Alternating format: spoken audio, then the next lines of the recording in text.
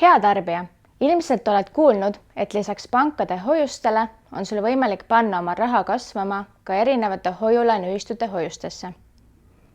Hoiulaenuühistud pakuvad sulle küll pankades kõrgemat tootlust, kuid arvestama pead ka suuremate riskidega, millest sulle kohe lähemalt ka räägin.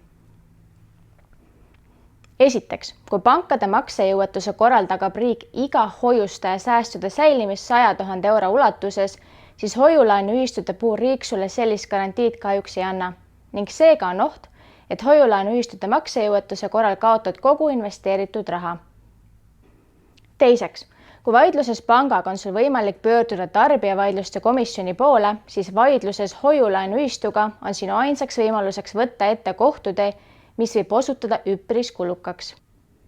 Ning kolmandaks, pangana tegutsemiseks on vajalik omada tegevusluba ning nende üle teostatakse järelevalvet, kuid hoiulaenuühistutele selliseid nõudeid ei kohaldata.